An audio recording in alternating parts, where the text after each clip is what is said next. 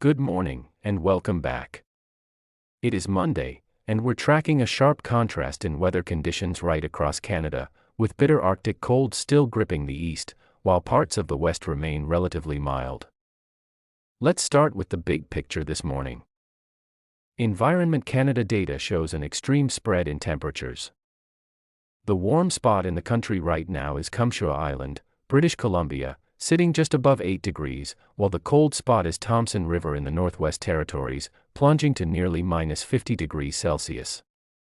That alone tells you just how divided this pattern remains. Now, let's break this down region by region. Western Canada first.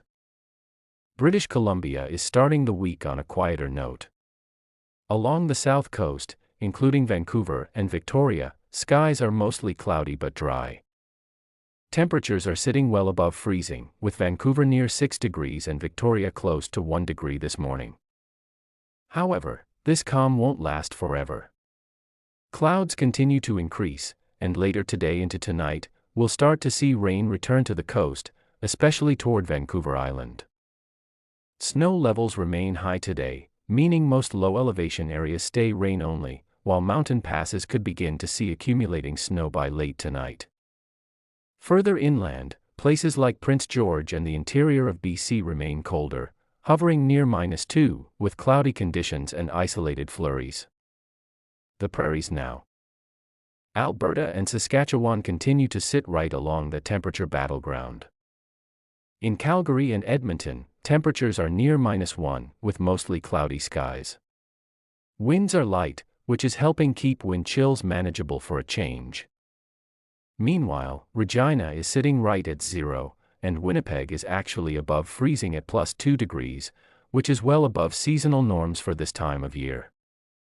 That said, a weak system is moving eastward, and scattered light snow is expected later today across southern Manitoba, though accumulations remain minimal. Now to northern Canada, where winter is still fully in control.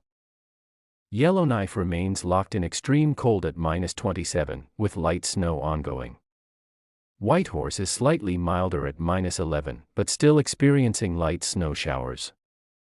Across the Arctic archipelago and Nunavut, temperatures remain brutally cold, though relatively calm in terms of wind. Turning our attention to Ontario and Quebec, this is where Monday's biggest impacts are being felt. Southern Ontario woke up to clear skies but dangerously cold air.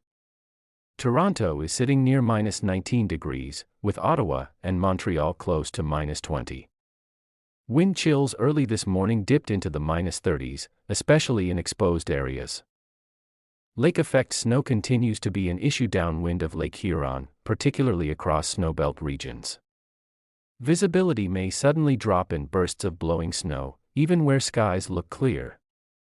Quebec remains quiet weather-wise, but very cold, with clear skies offering little relief from the Arctic air mass. Atlantic Canada now. Conditions are more seasonal here. Halifax sits near -9, Fredericton near -12, and St. John's around -5, with occasional light snow showers and drifting snow. Winds are lighter compared to the weekend, improving travel conditions slightly. So what's driving all of this? High pressure is still anchored over the Great Lakes, keeping skies clear but locking in cold air. Meanwhile, milder Pacific air remains bottled up in the west. This pattern begins to shift later this week, but for Monday, winter is clearly still in charge for much of eastern Canada. Bottom line for today. Cold dominates the east. Milder, unsettled weather slowly builds in from the west. Lake effect snow remains a localized concern. And extreme cold persists across the north.